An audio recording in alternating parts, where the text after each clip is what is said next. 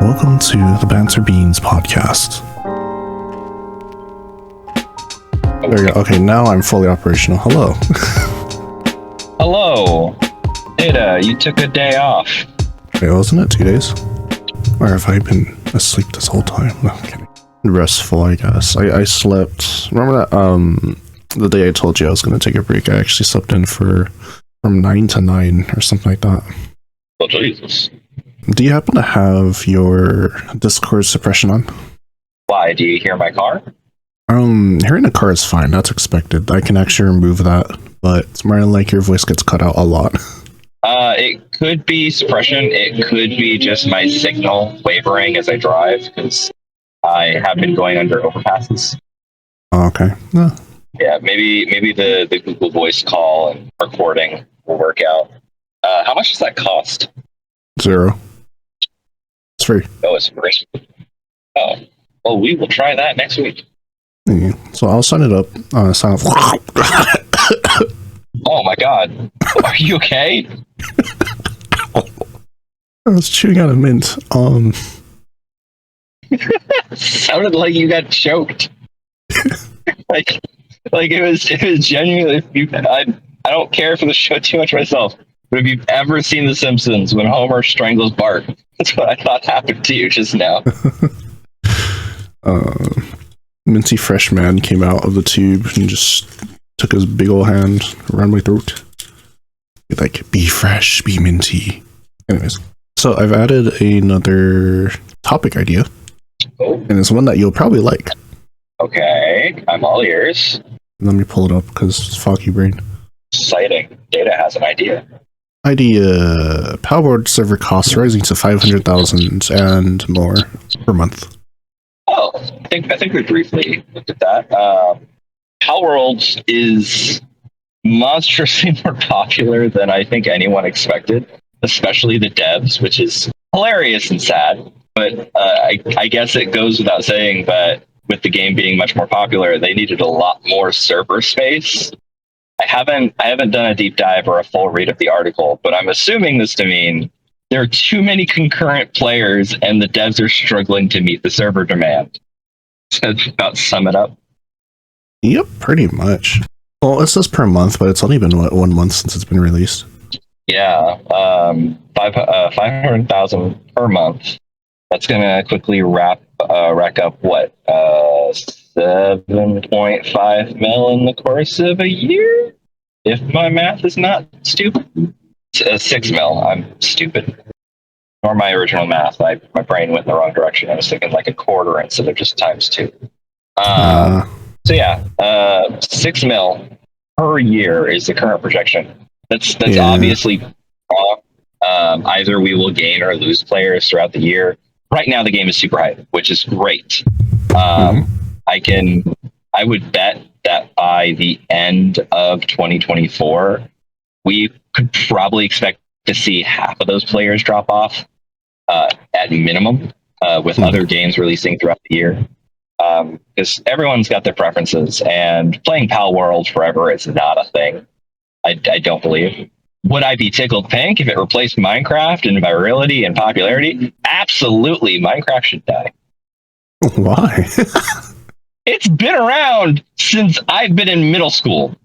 It has survived so long. I don't understand how any game franchise that has not released a sequel ever, that has not finished, should survive this long. Minecraft is weird to me, and it scares me. Yeah, so there isn't a kind of an explanation I can think of. One is that people grew up on it. So as a kid, I actually specifically saw someone grow up from like a 7-year-old to the original alpha for Minecraft released, I believe, back in my later years of middle school. It released when I was 12. I am 30. Data. Kids have been born. There are 20-year-olds who have never not known a world without Minecraft. That's what I'm trying to say. That's terrifying. Well, think about it. Pokemon. We grew up on Pokemon when we were kids, right? It's still going on. but they've had sequels. No, that's true. I guess Minecraft also has its own, like, if you want to count At least- mods as the sequels, or even Minecraft Dungeons. They're Pokemon mods too. There are entire games of Pokemon created completely by people. Hell, Palmon is a meme retelling of the formula, and it did really good. Anyway, but like Minecraft is, in my opinion, stagnant. Like, sure, the once a year they add a couple mods, they play with the lore.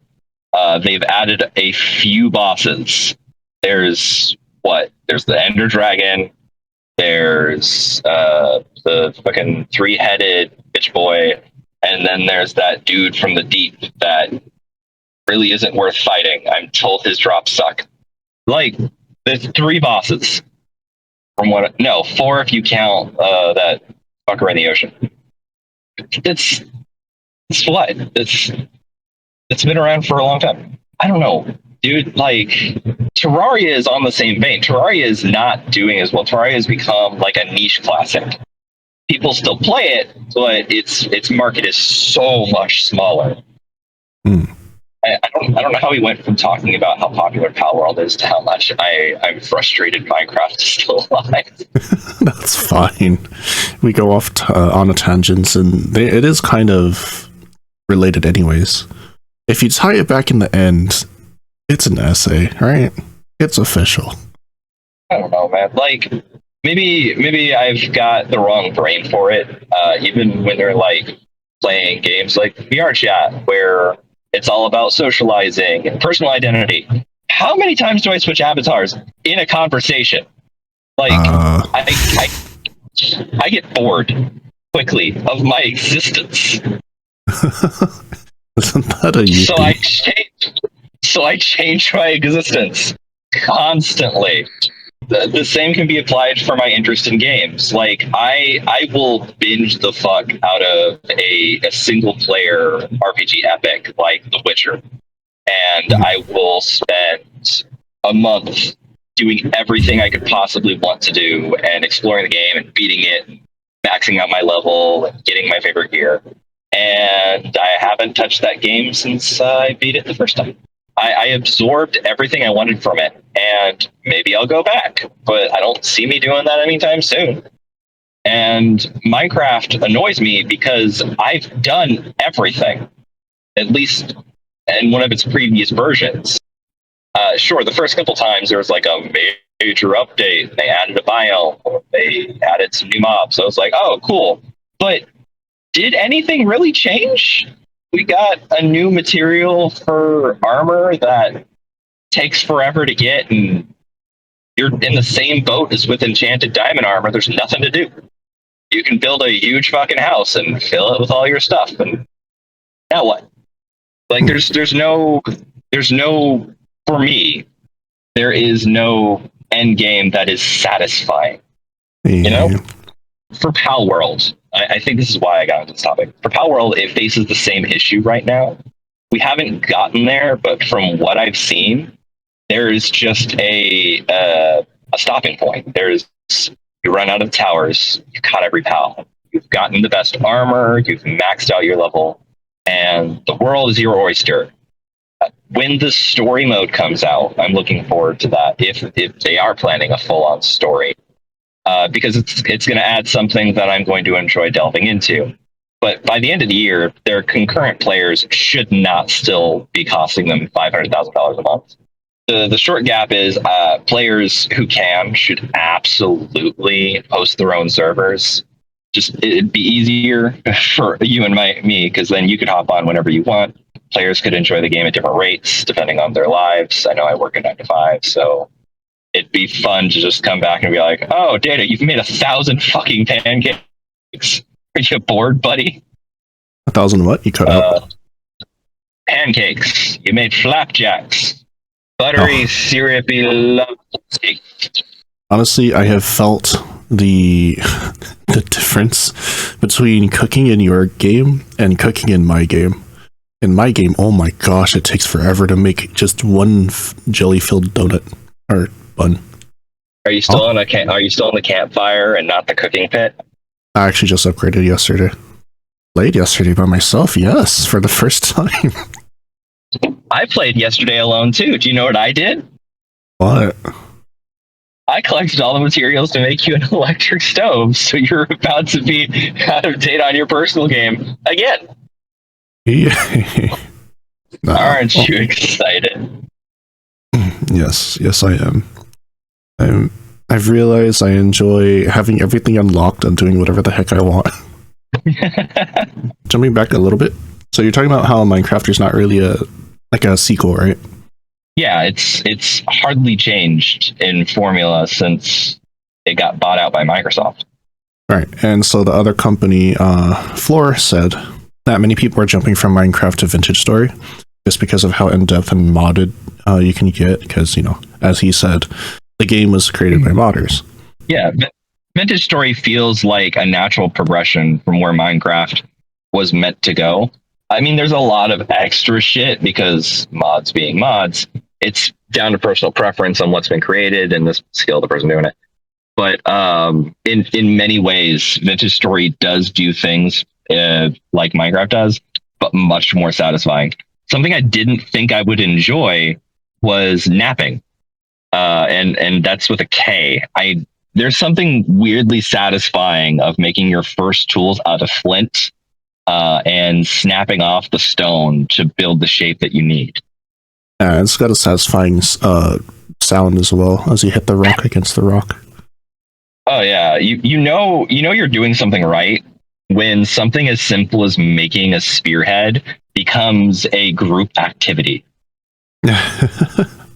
just you, me, Floor, and Lottie sitting in a circle around a sheet of flint, snapping off pieces, and like occasionally punching each other in the shin. But you know, that comes with the territory. Yeah, it's a really fun game. I like it. Palworld, like getting back onto Palworld. Absolutely. According to GameRant.com, yes, I am looking at websites amongst the many other websites I looked at. So, Pocketpair, I mean, the company that's behind Palworld, one of their network engineers said he had been ordered not to degrade, quote unquote, the game's online service no matter what. And that's in tandem with the server costs are actually really high because there is a severe memory leak, kind of holding back the game's scalability. Yeah, that makes sense. Funnily enough, Pokemon Scarlet and Violet had the exact same issue on launch. Oh, really? It did. There was a memory leak, which was causing a lot of lag and multiplayer instability. The game would bog down and then just fucking die. A lot of the crashes was because of the memory leak. They sort of fixed it, I think. I don't know. I stopped playing Scarlet and Violet when I got to the point in the game where you had to be online in order to like progress as far as your team power. It was just ugh. But like, it is funny that of everything they've already copied from Pokemon, they're copying their technical issues too. That is funny. It kind of worries me though that. Oh, go ahead. First, you go first. I was just gonna say, I'm sure it's unintentional at that point. Yeah, it kind of worries me though because they are. Well, I mean, we've talked about it before. We're about the whole suing, like possible suing / IP thing for Game Freak and Pokemon Company going after Palworld. I've heard about that too, and I have an opinion, but continue your thought. Yeah, it makes a bit more viable because both companies are stationed in Japan. So, you know, they have rules over there that I'm pretty sure I missed, and they can get it. The laws in Japan and Nintendo, and by extension, I imagine, Game Freak's history as far as takedowns and DMCAs and all that fun stuff. It's trigger happy is a word you could use. But I learned something recently that changed my perspective just a little bit, at least as far as Nintendo goes. when taking down YouTube uploads of their music or fan creations that hit a little too close to home. Fair use. Data, you know what fair use is, right? Yeah. Did you know it doesn't exist in Japan? It is not. It does not exist. It is not a law that any Japanese citizen or company has to follow. They just don't. So when Nintendo, a Japanese company and entity, sees someone across in the world using their IP in a manner they don't like, a takedown is within their every right, and there's no fair use to be argued. It does not exist in their court of law. Okay, so is that a good thing or a bad thing? Well, to actually define what fair use is, the fair use doctrine, it is a United States law, and it is a defense against a claim of copyright infringement. So basically, it is any copying of copyrighted material done for a limited and transformative purpose, such as to comment upon, criticize, or parody a copyrighted work. A fair use permits a party to use a copyrighted work without the copyright owner's permission for purposes such as criticism. Okay, that's the same. So he's saying the same thing. Dang it, AI. Yeah. Thanks, So, AI. thanks, AI. You're working on yourself. You'll get your life together eventually, and then you'll roll over us all. Anyway, so yeah, if Nintendo Game Freak sees a YouTube video that has a Pikachu in it, doesn't matter if someone drew it themselves, animated it, gave it some voice acting. I'm pretty sure there's a hilarious video sketch of Pikachu getting high and everything going fucking trippy. If Nintendo saw that and decided, we don't like the idea that our leading mascot for one of our biggest franchises is high, they could just take it down. And they own Pikachu. And it sucks for the creator, but it's totally legal. Is it kind of shitty? In our opinion, yes. But in Japan, I would argue they don't see the problem with it. That's just how their law works. That's just how their society is decided to view the use of copyright. And Okay. I'm just unsure, or I need a little bit cleared up. So is it a good thing or a bad thing for Japan to not have fair use? It infringes on my personal beliefs of freedom in the use of, fan material. I don't like that they don't have fair use, but I can see why they would hesitate to add it. I do have a reason I brought up fair use, going back to the original topic. If you're struggling just a little bit. Yeah, we'll move on. So going back to why I originally brought this up, the Pokemon company, Game Freak, suing Palworld. I don't think it's going to happen. Yes, fair use is an argument that people have made, and the lack of fair use would be prohibitive once you actually look at it legally. However, Game Freak already took a shot at Palworld, and not for the reason you think. Some mod developers were releasing a mod that changed all of the pals in Palworld into just straight up Pokemon, taking it from parody to straight up ripoff, right? Oh. Nintendo wasted 0 time shutting that down. When it came to their actual intellectual property, when it came to their actual Pokemon, the creatures that they have themselves developed over a long course of time, that disappeared overnight. I remember it might have even been Floor was like, hey, you can just make some Pokemon. And I was like, nah, I'm enjoying the new look. The mod disappeared the next day. And that's because that became an infringement on the big Pokemon company's rights and copyright. However, that makes sense. Palworld has been in development for years.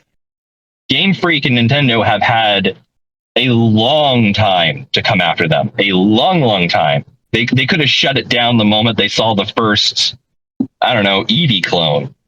And there are a few. There's like Nox and Remy. Like there's a few Eevee clones. But the argument can also be made, they're just cartoon foxes. Like, Eevee is the iconic cartoon fox. You can't make a cartoon fox without saying, "Oh, it kind of looks like Eevee." Well, you know what Eevee looks like? A fox, a cat, dog, fox, but a fox.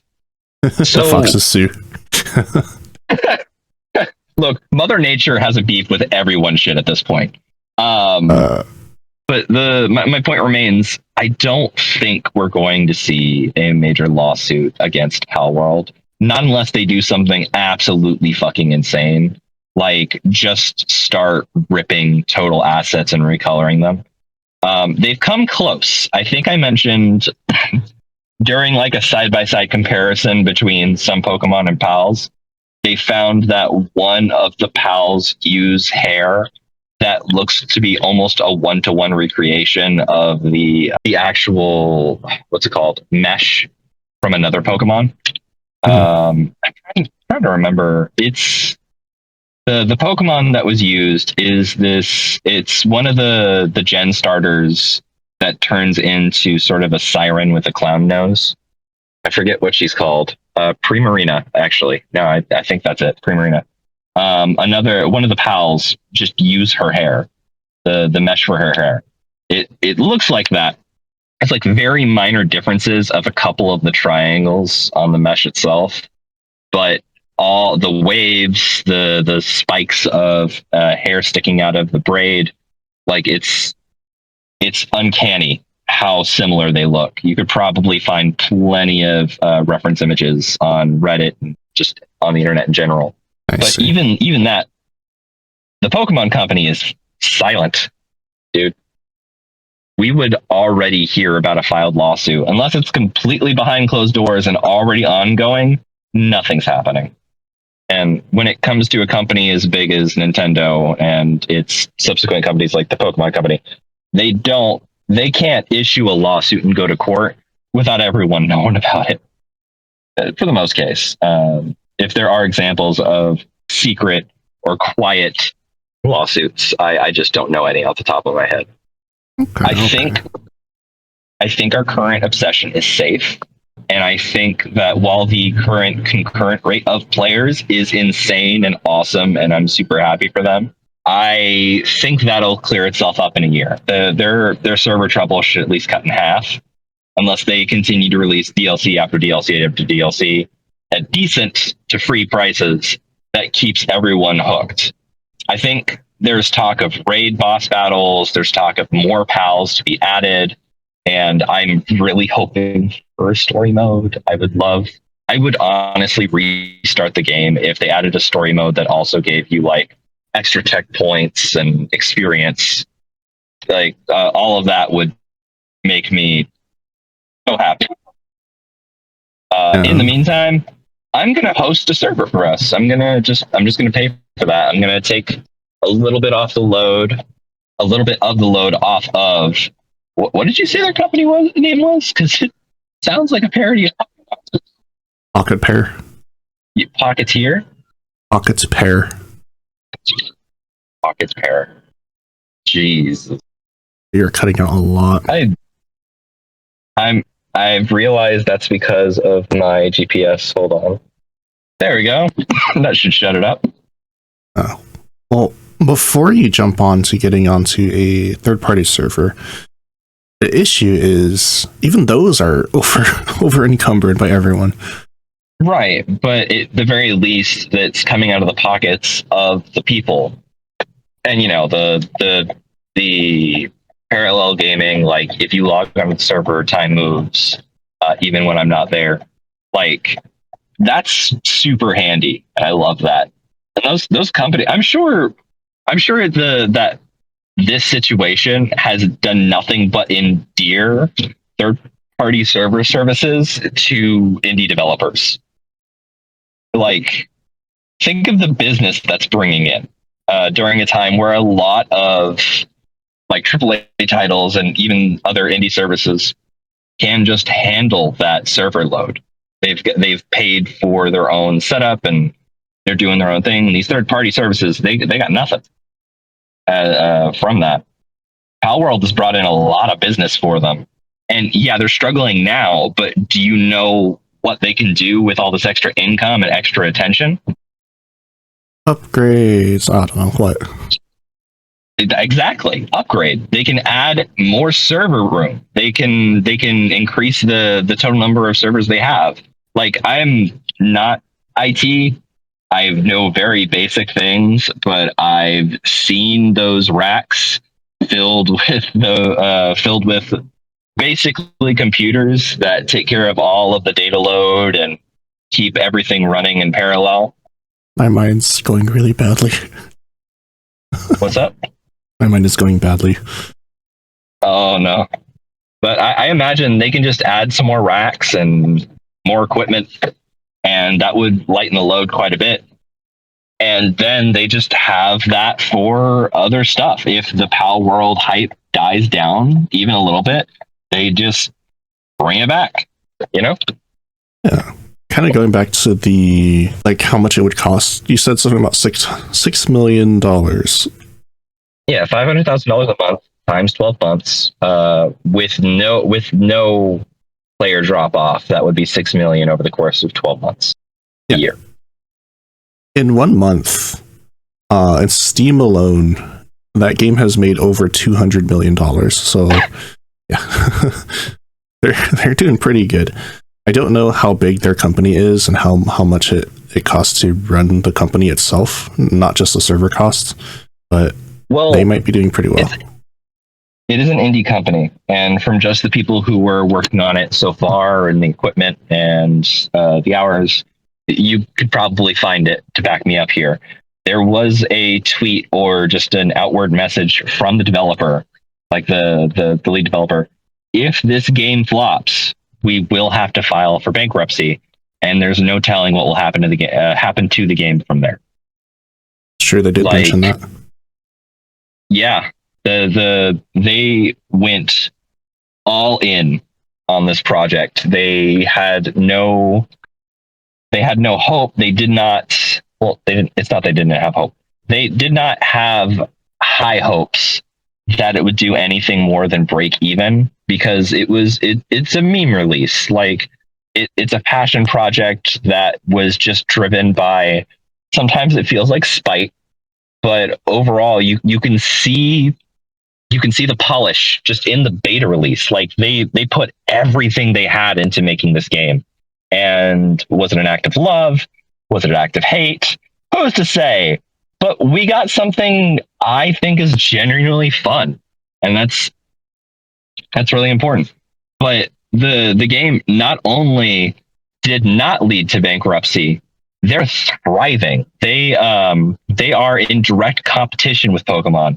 Their release of Palworld in its current state is better received than Scarlet and Violet, Pokemon's last big release.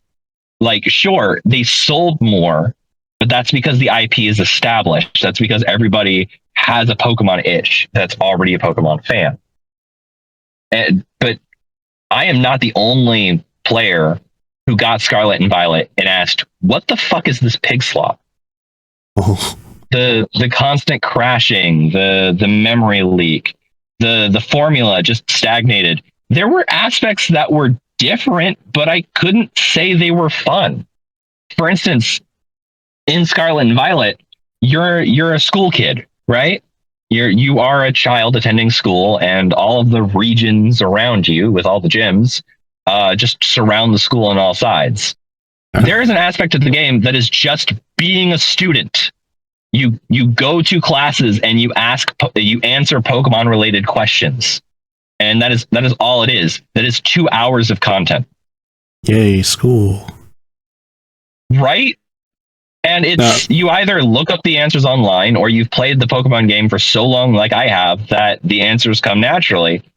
But like, I did it all, and I felt nothing. It wasn't fun. It was a part of a checklist. And I realized that's what Pokemon has become. You start the game, you get your first Pokemon, you beat all the gyms, you collect everything you can, maybe some legendaries. It's become a slog. There's no personality to it anymore. It just is. And the Pokemon Company knows that. Pokemon Company's gotten lazy. Palworld, fucking entry level number 69. It feels like the developers are laughing alongside us. They're adding. You can stuff the fucking penguin in a rocket launcher and fire it. My gosh, Did you know that, Data? I found a schematic for the PAL launcher recently, so you will get to experience if you want it. But what the fuck? I mean, I know that Palworld has its own rocket launcher buddy thing, but you know, which incapacitates him immediately. I heard. Or I've read. Maybe. Okay, so maybe that's just a PAL ability. I got an actual rocket launcher, but my point stands.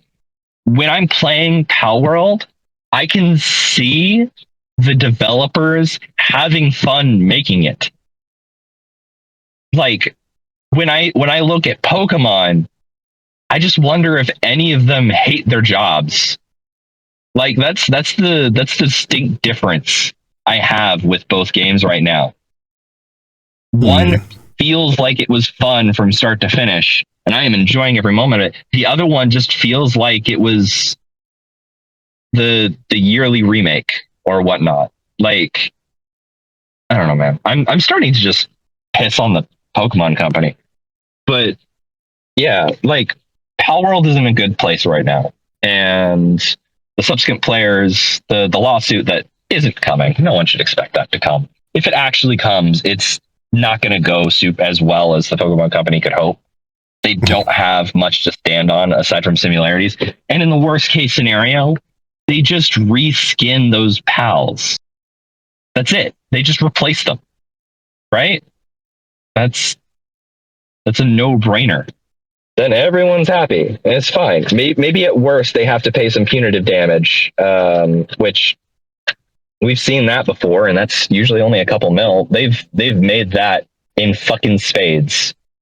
Palworld's not going anywhere. Yeah, it is a strangely addictive game, and for me, not the same reasons as most people. But I can imagine Pocketpair. If this becomes it starts to get stale, / you know, you can only do so much with this unless you have a lot of story, which I think is what Pokemon Company was trying. Do you think they would be a meme company? They would just meme other games? That's a good question. It would be funny if they made like Call of Duty or stuff. They're not the only company to do that though. Yeah. Like totally accurate Battle Simulator. Arena or Battle Simulators. They went on to do some parodies of other titles. They like a Battle Royale. They parodied the entirety of the Battle Royale genre, and it was actually kind of fun. So it's like not crazy. Yeah, no, I was just wondering if that's what their direction could be. That's fun to think about possibilities of something thriving. Yeah. I don't know. I want to see them do well, and it would be interesting. I would like to see them make a second Palworld, to be honest. Taking everything they've learned and just refining their formula. Yeah. Adding more story or just giving us a new region and new pals. But that is a slippery slope that becomes Pokemon. But is it truly a Pokemon parody if they don't make at least one sequel? And they would parody those sequels. Yeah, I think I answered your original question. I took a long time to. Oh, there goes that going into the building elevator thing. Yeah, no, we could go a lot more in depth with this, but you know, your drive time is only so limited. I don't think you want to miss work. Can you hear me now? Yes. Okay. Yeah, sorry, I'm going in. You guessed right. The traffic was actually not as bad today. But elevator time. Do I lose you? Do I stay? Who knows? Any last words? We could roll this into the next drive and make it a group recording, but maybe 30 minutes is plenty. This is fun. We're trying out a new formula. Yeah, we've done an hour and a half, but I guess maybe early on 30 minutes is fine, and then when people are like, I want more, then we can do more. We can just break it into episode 2. That's fair. Yeah. Episode 3. Just, Bad. that'll work. All right. Yep. I'm good. Take it away, dinner. Alright. I'll do it after you actually disconnect, but you have a good day. You too, but wish me luck. Today is going to be tough. Good luck. Thank you very much for listening to us, viewers. Hopefully you've learned maybe a little bit of what the background of Palworld is. Now, those issues are pretty good to have, as Lycan stated, but for the most part, those rising costs for servers just means better economy for a lot of companies. It's the third-party servers, the actual Pocketpair company, and then of course, we kind of touched upon the whole copyright issue with the Pokemon company, and Lycan has stated his mind on the matter. We are both looking forward to what happens next. I still, my personal sanity, it still kind of drops every time I play it. But that's just because my moral compass is a bit on the right track, I hope. I don't know, it's slowly degrading as I keep playing this game, but it might be the effect the game has. Now, I do worry that younger generation or, people who are, like, I just hope that this game doesn't make people's morality or ideology worse. We take this game as a meme. We know better. We've been through a lot, and we've experienced the world, and we've seen how people interact. Alright, it could go in a better direction. I want to quote Moose Knuckle. Which he said as he was leaving. He did not like the way the internet was going. I can probably say that the whole world, in real life as well, with the, like, in tandem, like, it's affecting the real world. So the internet is kind of, yeah, it's a great place, but also becoming a very toxic place, especially in recent years. Yeah, Palworld makes me feel a little bit wary about everyone's mentality and what they think about. I hope they don't copy what is in this game, or at least think of animals any less, or even to each other.